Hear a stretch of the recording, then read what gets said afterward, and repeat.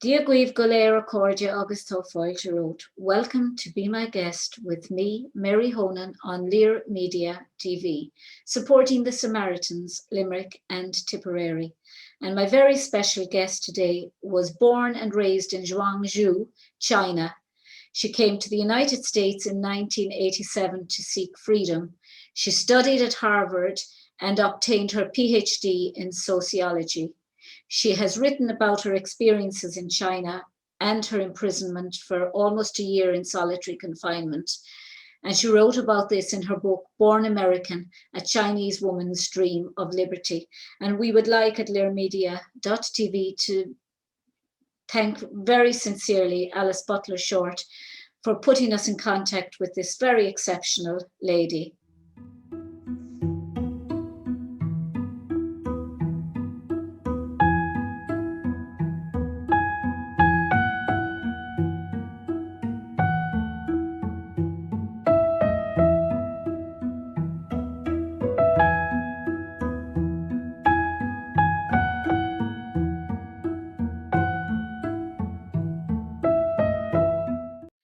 Sasha.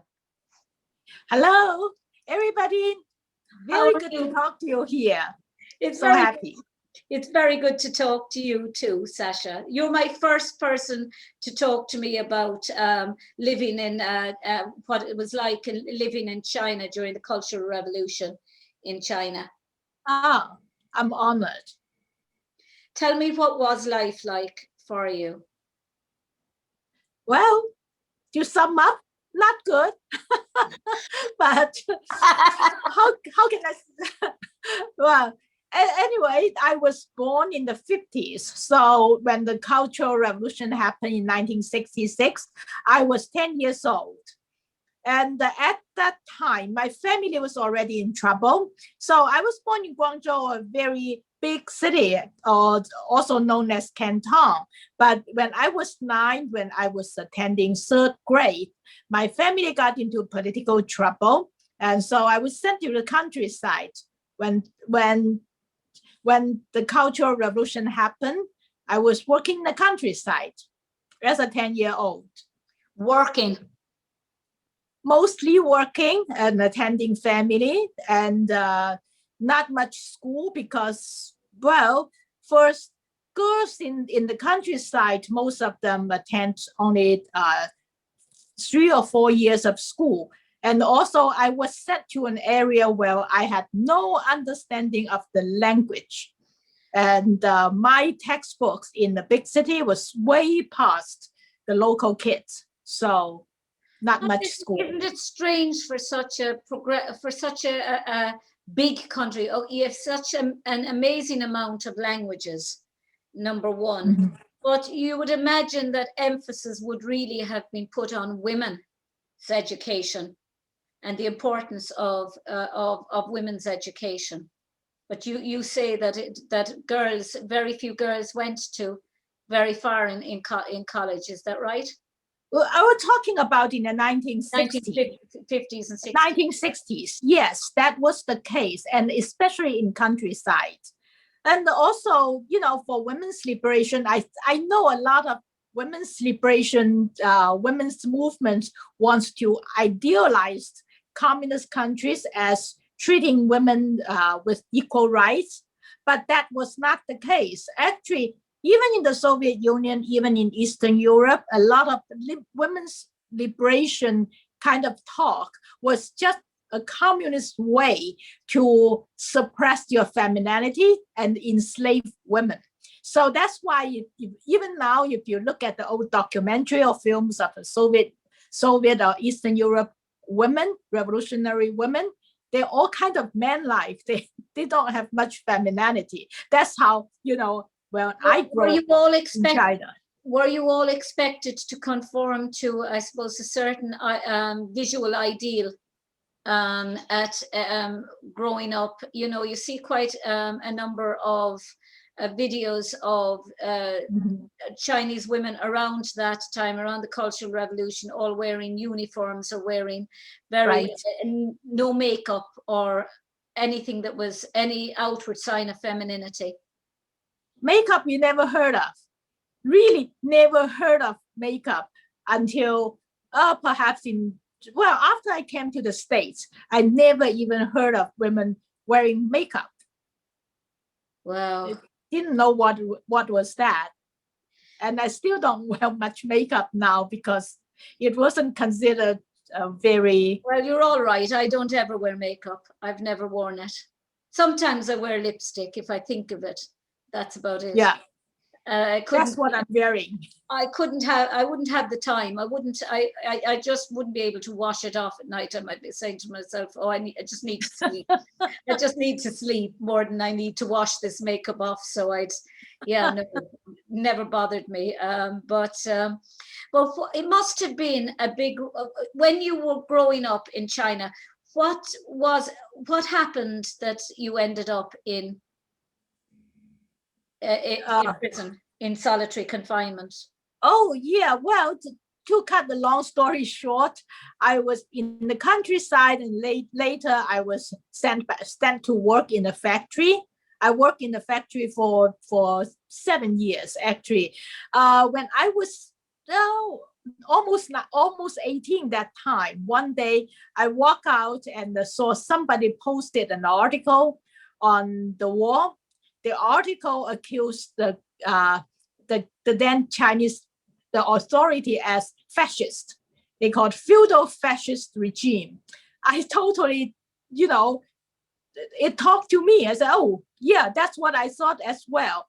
Because, let me put it back a little bit. And it was sort of a misleading way to claim I only have 3 years of education, because I came from a professor's family.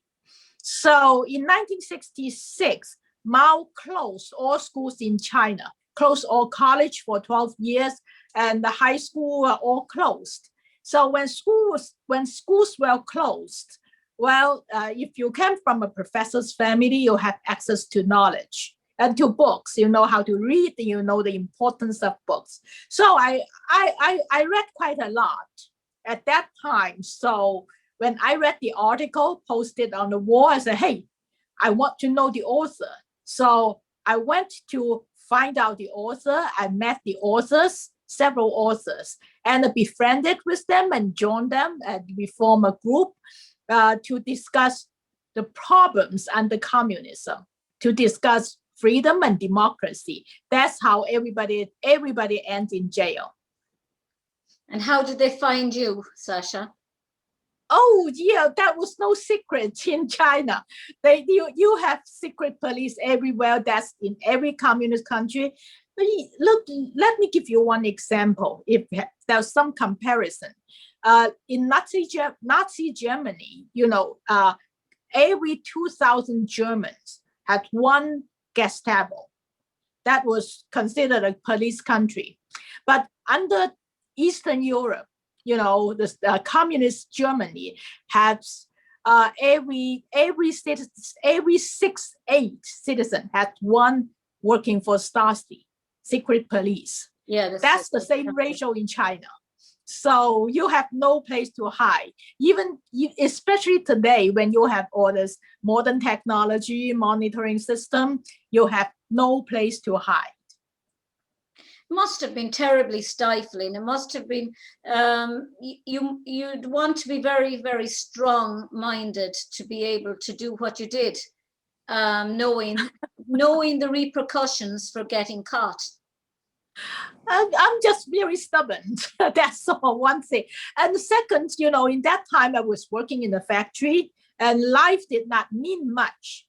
So I love reading my whole life. Reading is my life. So, if that's an opportunity for me and for friends to read together, to share books and share knowledge and share our thoughts, it was, worth everything. So it was friendship. It was love and happiness and friendship. It was never, so I did. It was also being around people who were of like mind to you. Exactly. People who thought exactly the same as you. You exactly. felt suddenly that you weren't on your own thinking the way you were thinking. Exactly. I think C.S. Lewis said something like that. You said at some point you suddenly realize the one next to you say, "You too, we all think alike," and then that time life actually flourished, and I love that. And so that's my experience. And in fact, when I was in jail, my interrogators gave me a few days. For a few days, when I first got there, they said, "Well, you think of, uh, do you regret what you have done?" So I actually thought of it, and later they came back. They said, "Well, do you regret?" I said, "I don't think so." I said, "You all have some communist models to follow. You all want to be somebody else. I just like to be myself."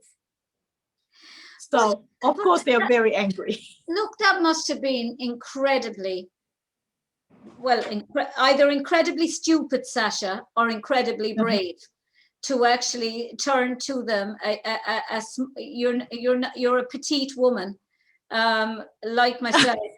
I'm only 4'10", and you can't be much taller, and to stand up to guards like that and say, "No, I'm not afraid." Were you at any or I'm not regretful of what I do? Were you at any stage worried that you were going to be tortured, or were you tortured? Well, physically tortured, not, no, but they actually dragged me on the stage and denounced me in public many times. I was, brave or stupid. I maybe both, but I was also very, in under that sort of pressure, under communism, the regime does not want you to live. I just love life too much. I love living. So not thinking is not living. So this was around 19, what year would that have been? Around 1960? 1974, 1970s. 70s. And when you came out of prison, must have been very hard in there for almost a year, on your own. Well, I was very lucky because Mao died. It was always a light at the end of the tunnel. Yes, light up in the end of the tunnel. Mao died, his wife was arrested, all the cohorts, and China began to change. And most importantly, college reopened. So I came out, and I took the college exam. That's a very interesting story here. When the college first opened in 1977, I was still inside, but the authority did not pay much attention to me. One day, one of my guards, I have 7 guards guarding me 24 hours. Because you're such a big woman. Let's meet 7 guards guarding you. I was like a 5'1", 105 pounds or something like that. That time. Anyway, so one day, one of the guards who was 1 year older than I am, came in and said, "Oh gosh, they reopened the college. Everybody got to take an exam to go in." But she's like me, Mao closed all the school. We never actually got the opportunity to study. So she said, "Well, I know you're smart. Do you know all these books?" And I said, "Yes, I do. Please bring the books in and I teach you. Change to the night shift, I teach you." Then she did. She brought me materials and books. So I was reading in daytime, and I was teaching her nighttime. So after I got out of jail, I attended the college exam, and happily I got top 10 in China. I mean, top 10 people, not top 10%. Wow. They may have 100 people in top 10 because we have the same score, that sort of thing. And it might sound like, I suppose, a generalization, but one would always think that Chinese people are very intelligent anyway, and that they're very focused on education.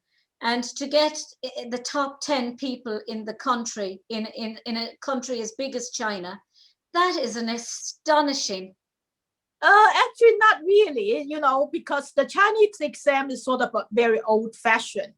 You have to have two skills in order to get those great scores. The first skill is that you memorize everything. I have a very good memory, so I memorize everything. And second, I'm very quick, so I can write very fast. So it doesn't matter if you make a good logic, whatever. If you write everything or plus or whatever in the answer, you got all the scores. You're being self-deprecating now, Sasha. I'd say now it was a lot harder to get those to get in that top four. Yeah, I was in jail. I had nothing else to do, so I memorized everything. Well, there is that, I suppose. How is COVID? Are you finding that? Are you finding that because you spend a year in? I asked a Holocaust survivor one day if the fact that she was in hiding as a child helped her, prepared her in a sense for being in lockdown. And she said, I never thought about it, but it actually did, because I'm comfortable with my own company, she said. Are you comfortable with your own company? In jail or in COVID? COVID, I was, Has jail given you the ability to cope with yourself, being in solitary, being on your own during COVID? Well, I would say no, because jail time is somebody jailing me, and COVID is I jail myself. I never do that. I actually made a few speeches on the COVID. I think it's, honestly, this is my view. The Chinese gave us the COVID, the pandemic. And then more than that, the communist China also gave us a model to deal with it. They did the lockdown, they lock everybody, they close business, they can afford doing that because they are communists. They don't mind to destroy the economy. And then in a way, they told the whole world that's the only way to deal with it. And we stupidly follow that model. I'm actually now in Florida. Nobody's locked up and the economy is doing fine. But in many states here, we lock ourselves up and we destroy our schools and, our economy, a small business, individuality. So I refuse to do that. So you're in Florida right now, and Florida isn't in lockdown? No, it isn't. I'm in Florida just, for a few days. But I've been traveling in the past year, traveling and seeing friends, and none of that have any problem. Of course, we keep some social distance, but I'm not going to wear 3 masks to suffocate myself. But getting back to, I suppose, at what stage you went back and you went back to college and you did your degree, and then you did a master's in sociology? No, I did 2 history degrees in university. History in both, yeah. And then you went on and you did your PhD in sociology. Yes, that's at Harvard. But at what stage did you decide I want to leave China, communist China, and move to America? It was was it something that just happened? It's very kind of laughable, because I was in the 1980s. China was very open. America was everybody's dreamland, but we never know what to do, how to get to America. So what happened is that my husband and I, at that time, I was married, and we are both in Peking University. Beijing or entire China has a huge housing shortage. So in that time, we were told, first, we will not be able to have a child unless we have housing, so we can put our register there. And we won't be able to have housing until, they counted, we reach 42 years old. And that was very stupid. And each of us, even we are married, we stay with another 3 people in the dorm, and we have no place to live. So only when you go work with the like communist party, some system, they would give you a small room to live. We have no place to go. So, well, somebody planned the idea on our heads. So, well, why don't you apply for American schools? Go to America. We applied. And one thing leads to another. We both landed at Harvard. How did you, God, you hit it lucky when you both ended up in Harvard. That would be my dream, to work in Harvard. My book is in Harvard. My book is in the library in Harvard and in Yale and in Stanford. And my dream would always have been to work in an Ivy League college like that. How did you hit it lucky? Well,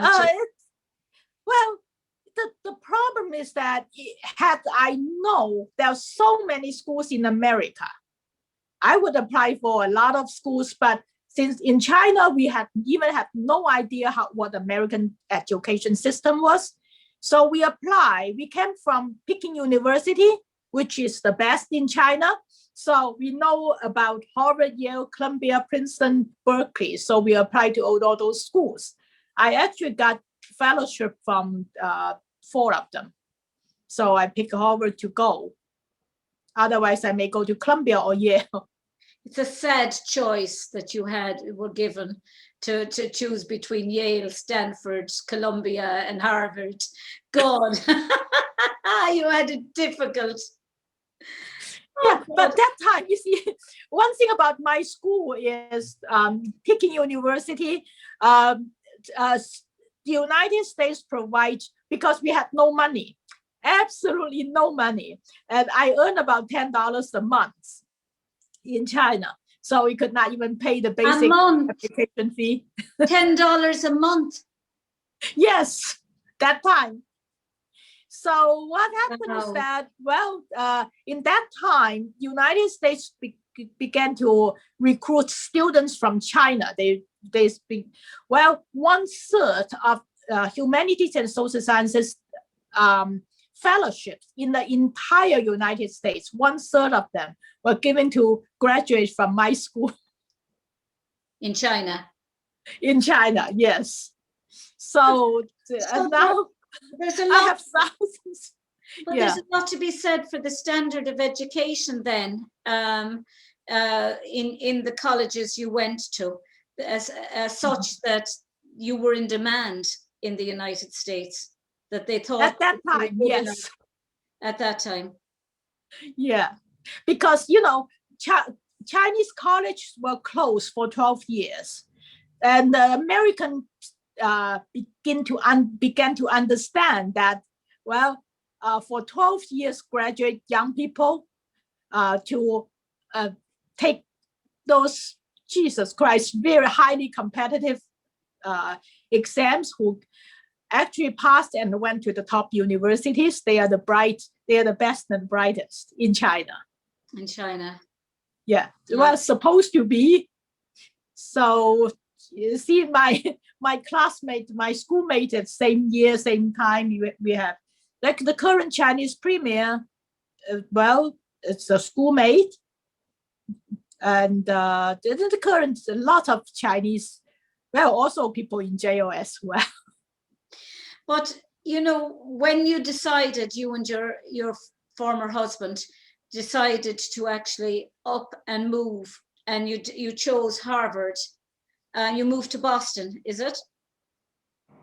Yeah. Yeah. Boston's beautiful. I love it. I spent 7 years there. I really love it. Yeah. I was only one day in Boston. Oh. It wasn't even one day. I was staying in New Hampshire, and I went to Boston for a day and a morning and afternoon. And it's a magnificent city. It wasn't long enough. I would have loved to have. Yeah. It's very English. city. I think if you've been to England, you'll know what I'm talking about. Yes, I've been It many reminds me times. very much of England, and yet it's very Irish. There's a lot of Irish in Boston. Oh, of course. It's more Of Irish course. probably than there's probably more Irish in Boston than in Ireland. Well, potato famine, 1/3 of Ireland came to the States, and most of them landed in Boston and New York. Yeah, there's only 4 million thereabouts, a little over 4 million people in Ireland, and so I reckon there's probably more in Boston than there is. Not yet. Actually, a few hundred thousand. Yes. There's supposed you to be have the Kennedy family there. There's supposed to be 44 million Irish people who claim Irish ancestry in America, last count. Yeah, so, something like that. But most of them are mixed. But when you went to America, Sasha, you spoke English? Somewhat. Somewhat. Not like today. How difficult was it to adjust to? I mean, okay, there's a big Chinese community in China, in America anyway. There's, I mean, you would have been able to find, that's the great thing about people like the Chinese, the Irish, the Italians, the Jews. They always tend to gravitate towards their own to settle into a new country. And the Irish have always gone to the Irish pubs, to the Irish restaurants, to the Irish clubs.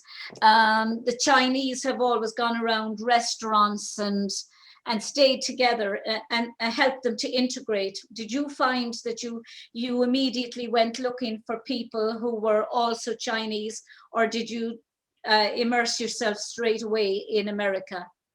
Actually, not really. In that time, first Boston had a very small Chinatown, but that was not what, I came to the States, I was looking for, learning a new culture. What I did, I remember the 3rd day when I got to the States, I borrowed a bicycle and rode my bicycle all the way to Lexington.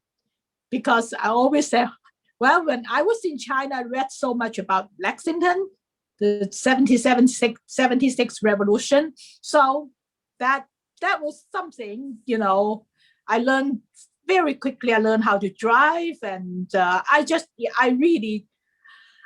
feel, I wrote a book called Born American. That's how I felt. I felt I was born American. I feel more American than Chinese in many ways, because in China, I'm a little bit of free spirit person. I'm not a little bit, a lot. So I just speak the wrong way and do things I have no idea why people would not like it. But in America, I just feel so easy just to be myself. So America is a great country in many respects. You can be anything and anyone in America, and you can really get on if you're willing to work. And I think it really is a land of opportunity. And what I do admire greatly about Americans is that they're very, very appreciative of success. They celebrate rags to riches stories, whereas here in Ireland we tend to not so much. And the UK would be a little bit better, I think, than us. But I think certainly in America, if you have your story would have gone down really well there, having been in prison, you're a jailbird. Having been in prison, having come out, having become a doctor, and now you've done so well in life, and they admire that. Americans do. They admire success. The most important thing is actually success is on your own term. That it's different. Like in China, when people talk about success, they think of money and fame. In America, they think of more on your own term. So I feel I'm very successful because I'm very Americanized. I'm not much money. I don't care, but I feel I'm free. I'm free and I speak the language well. I enjoy. There's so many things I enjoy in this country. That's why that's my advice to all the younger Chinese and to other Chinese immigrants. I said, just be yourself and feel good in America. Appreciate this country.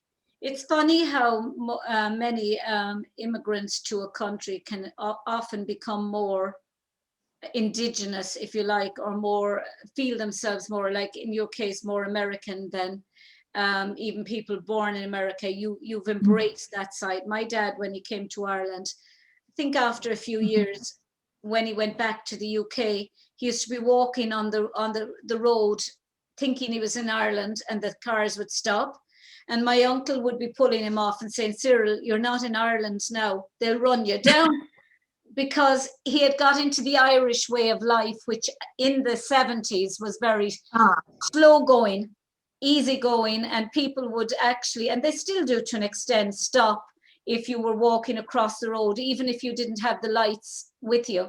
They'll still walk. We'll still walk across the road when we see a break in the traffic. Whereas, and he got so used to this country that he couldn't have gone back. I don't think he'd have settled back. Did you settle from the moment you moved to America? Very soon. Very, very soon.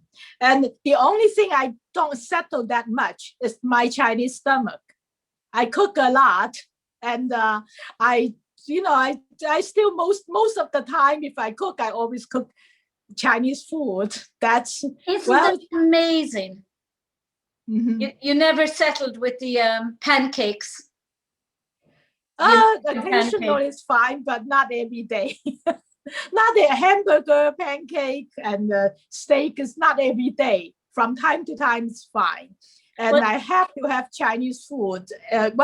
So I'm traveling, say, and I can travel without Chinese food for a week, and then after that, I'm looking for Chinese food everywhere. But when you say Chinese food, we have an image of Chinese food in this country, and I eat it, and I eat king prawn. King prawn, black bean sauce, and boiled rice. That's what I'd usually have, or beef, black bean sauce, boiled rice, or something like that. But you're not very much into meat. You're into fish and you're into vegetables. We are into meat as well. You see, when we grow up, meat was not that much available. So that's why you see the Chinese cuisine, they're always mixed with meat and vegetable, because meat was not that available. And my brother used to say when he was very young in the 60s, that, oh gosh, when we realized communism, do we have meat every day?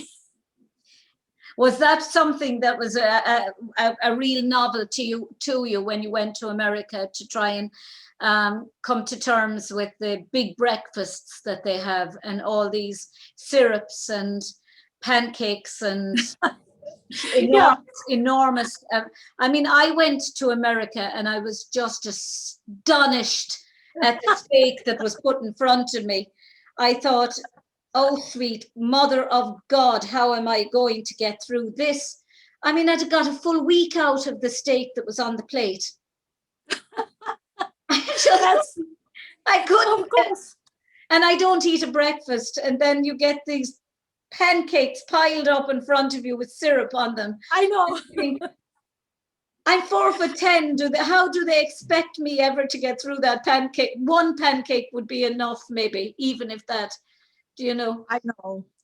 I still can't get it.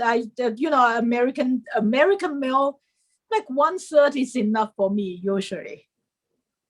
But you got involved in radio and in TV. Tell me about that. Actually, that was, after I graduated, I went to teach at UCLA. But very soon I found out, I love teaching, don't get me wrong. I just don't like the academic part. I felt my colleagues are too lefty, and what they don't think the way I think. And also, in a way, I found that the leftist academic world is very racist. The reason I say that is people look at me, look how I speak and where I came from. They always assume if you're a sociologist, you study Asian women, right? So no, I'm a macro sociologist. I study politics, but they don't think you are the right kind. If you're not the right kind, they don't treat you as their kind. If I study, say, Asian women or the eunuchs or something like that, and that's sort of a cute Asian women specialized topic, they would treat me quite well. The way. Well, let me put this way. I think American academia or Western academia often treat, especially women from non-Western Emerging countries. For non-American country as concubines, academic concubines. That's the way they treat. They say, oh, you're not supposed to do this. You're not supposed to think that way. You have to think that way. I'm not going to do that. So that's why I love students. You find it restricting. So you very. So you went down the road of journalism. Another main reason I left academia was I love books. I read so much. I just love living in books. I felt in the academic world, I was not allowed to read. What type of books now would you immerse yourself? I'm a historian. I'm reading. On my way here, I was reading in the heart of Beast, which is American ambassador story from 1930s. German ambassador from 1933 to 34, what they witnessed, something like that. Anyway, I read a lot of history, but if you work in academia, you have to read whatever your cohort, your colleagues write. Even most of what they produce are junk. You feel you spend most of your life to read junks and produce junks. That I refuse to do. I found that when I was doing my PhD, I found that when faced with one particular person, I hadn't actually known that they had written a chapter on my area of research. Mm-hmm. Vaguely my area of research. I hadn't been told, I didn't know.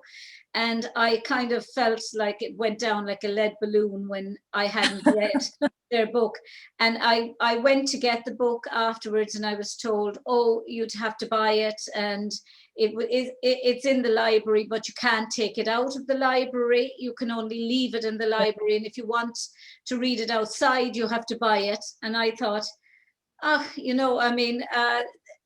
the library was in Dublin, so I had to go away and buy the book purely to read one chapter. And I just thought, God, I don't want to be doing this. I would never expect anyone to read my book or buy my book just to read a chapter from it. I'd prefer it to be in a library and be allowed to be taken out.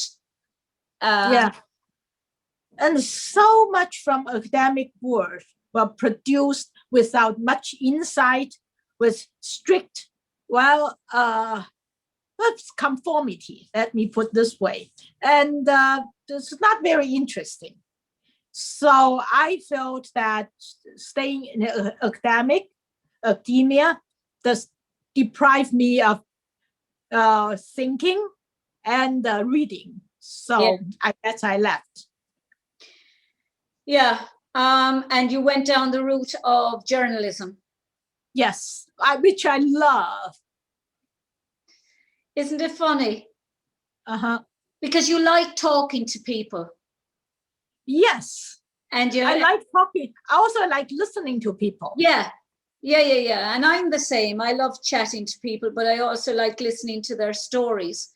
And my research was all English literature, and historical literature, but I like listening to stories. I like listening to people's, because people have very, very interesting stories that have come on here, including you.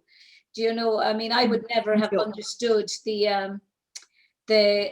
I would never. You're the first person I've spoken to that, as I say, that has lived through the Cultural Revolution. You know, and what year was Tiananmen Square? I'm trying to think. Which Tiananmen Square? They have several, but the one I think you made the one you mentioned maybe 1989. 1989, yeah. What you weren't in China during that. Well, I was lucky. I was not in China. Otherwise, you know, I would be arrested and put right into jail, like most of my friends. It's terrible to be. It's a terrible burden to be a singular-minded person in a society that's controlled like that, because you feel like a square peg in a round hole. And you want to be free to express your feelings. Yeah, but it also gave me enormous pleasure, because it allowed, well, thinking differently allowed me to be a good observer and to watch, to analyze others. And it also it allowed me not to compete in the sort of regular terms, routine terms with others. Like I was fine to work in most manual work or stuff like that, because you don't want to compete with others to be a cadre. I hated that. So like academic work as well. And I think, well, I would quote, remember Foucault said, disciplinary power. The society have disciplinary power to make us to do things they value, except we ourselves value. So I just choose the way to do things I value myself, and pay whatever price I need to pay. Yeah. Yeah, but tell me about when you were in China and listening to the VOA on the shortwave radio. That must have been exciting. Oh, it was. Well, I started listening to Voice of America when I was 15, and it was sort of a crystal radio. One ears that you push that in the middle of the night, something came out, and some news came out. It gives you so much, outside information, make you think a lot more. So also I learned some of my English from Voice of America, and also Lingaphone, BBC Lingaphone. Did you use Lingaphone? Yes. I have Lingaphone at home, French Lingaphone, and they're on CDs at the moment, but I'm going to try and get them all onto DVDs and just keep them in my car, because there's no reason now why I figure during COVID that at least I don't learn French finally and get a fluency in it. But Lingaphone is great. Yeah. Anyway, so, and well, when VOA, Voice of America, the China branch director, all along, always white and a male, non-Chinese. Yeah. So when it's opened up and somebody approached me, I said, okay, I apply and got that job. I was a little bit, stunned, because that's what I listened. I worked for there but I got fired a few years ago, and I wear that as a badge of honor. You're proud to be fired. You're proud. Oh, yeah, very proud, because when people, well, first I got there, and but when I was young, listen to Voice of America. Even in the 1990s, the Chinese government admitted that there were 17 million audience in China for Voice of America. So when I got there in 2011, they told me they only have 1 to 2 million. I said, hey, that's China, a huge country. Why you have 1 to... So I worked very hard with the whole team and 100 people staff. And 3 years later, we got a new number. We got 24.3 million audience in China. Very, very happy. And it's all in Mandarin. It's all in Mandarin, but my boss was mad at me because, you know, things I produce like the history stuff and they don't like, they want to produce all these flaky things like American pizza, American buffalo and something like that. I was doing that Chinese American history, American democracy. Well, I think my last boss thought I was too independent and too right-leaning, which I proudly agree. Anyway, so they got rid of me and a few of my other anti-communist friends because they think we are anti-communist, we are not that balanced.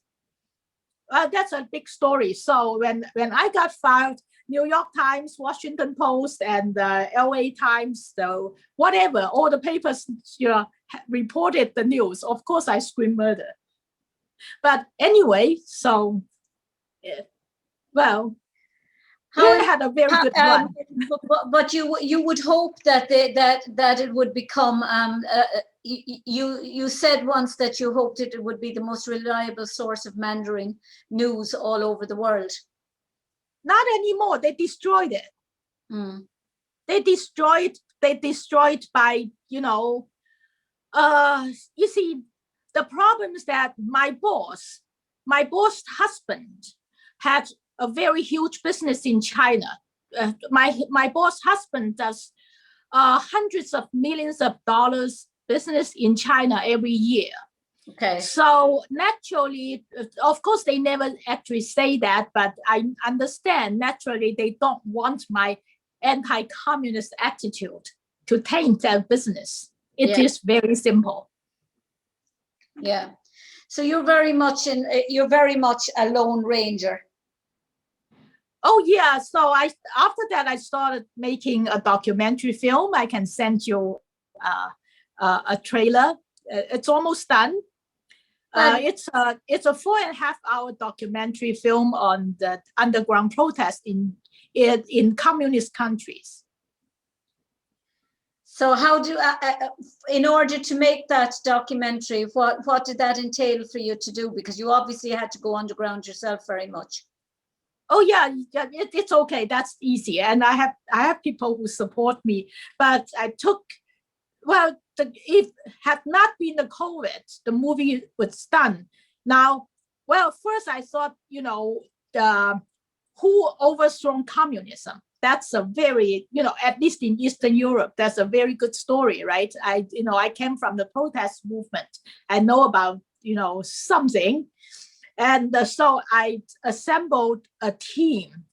A team includes my colleagues who are also fired by Voice of America, who are great producers, reporters, but who are very anti-communist.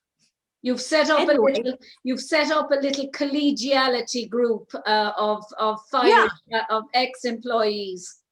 Yes, so we went to Eastern Europe and we interviewed people. Like I interviewed Lech Walesa, the famous, and also Landsbergis, the Lithuanian first president, and the dissident movements. We interviewed 2 dozens of dissident leaders, and we got their stories. So the film itself, the film is called Sisyphus because Václav Havel, the Czech president, once said, "We are like Sisyphus. We always push that boulder, and it fell, and one day it stood.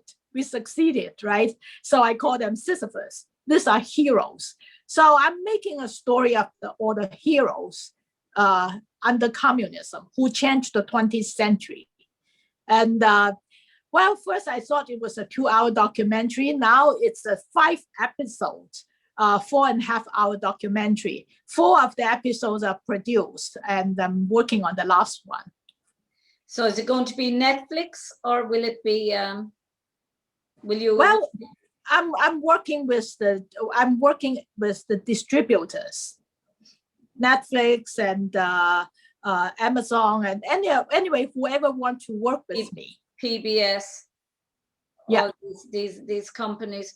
It's interesting because I'm planning my going down the route myself, because I've put in for a postdoctoral research, and one of the proposals is to do a 30-minute radio documentary, and probably a TV documentary. So I'll probably end up having to ask you how you actually did get some ideas from you about how to tackle a documentary. Actually, you see, I made a few before, but a radio documentary is as difficult as the TV documentary, if not more difficult. If you have a radio, better do a TV documentary, because a TV gives you more means to express. Radio, you have to make all the sounds. It's difficult. So make it TV. I've proposed a book, and to do a book, and then as well as a TV documentary and an educational, some educational lectures for online, and if I get it, then it can be changed slightly, so it could end up being a TV documentary. But where do you envisage your life going now, your career going? What is the next step for Sasha Gong? Oh, gosh, I have a lot in my place. Too many jobs. That's the problem. And one main thing, I have other jobs too. I'm doing a very big research on the brainwash system, the communist brainwash system. So, and it will come out as a book very soon. I will inform you. And also, because of what happened in Hong Kong, I am working with a good friend of mine. We just established a Free Hong Kong Foundation. So we are working to support people from Hong Kong. We are working to support the freedom people who are fighting for freedom. And we are working to educate people to resist this world trend of new totalitarianism. But it's safe to say that the authorities in Hong Kong probably have you in their radar. Always do. I'm very used to it. The authority in China always have me on the radar, so to hell with it. I'm sorry. So when do you, are you in the process of writing this book, or is it almost finished? It's almost done. It's not a writing. I wrote a lot, but it's also includes major materials of, from the Chinese speaking world. All those materials people, say, for example, if you read some Chinese propaganda, a lot of Western scholars would say, hey, look at the Confucius tradition and all, Chinese culture. And actually, I came from that system. I took one look at it and said, hey, this is neither Confucian nor tradition in China. This is Soviet communism. Think of it. Even the Chinese textbooks today for high school students, they completely adopted the Soviet 1938 famous Soviet textbook on communism. It's almost word to word. And very few of living people today would recognize it. I happen to read a lot about that. It seems like you were never going to be happy in the country of your birth. That in a sense, the title of your book was an appropriate title for you, really, because you were really an American, a Chinese woman born in America, if you like, if only in your heart. Yeah, I have America in me. So I always said to people, I said, well, listen, American dream, we talk about American dream a lot. American dream often has an accent. Yeah, I have an accent, and I dream American dream. Could you explain that a little bit further? Well, this is a country of immigrants, and everybody from all over the world can come here and realize themselves. Maybe not rich, not it's well, be yourself on your own term. And yeah. Not everybody is going to attain heights of stratospheric heights, but you can attain your own level of achievement. Yes. Yeah, and be free. I think we all tend to think, I suppose, that you're not successful unless you've reached the heights, unless you've been a superstar, unless you've been a high-ranking politician, or unless you're an engineer or a doctor or a teacher. But everyone can have their own level of success and reach it and feel comfortable in it. I think a lot of pressures are being put on youngsters nowadays, being told, oh, you can be anything you want to be. I don't think you can be anything you want to be. If that was the case, I'd be a prima ballerina. Do you know that when you have these dreams, you can only be what life, I think, what you get out of life, what you put into it, I think. It's not how other people see you. It's how success on your own term means how you see yourself. Yeah. It's not how, if you judge from what other people see you, you'll never be happy, because other people always find fault on you.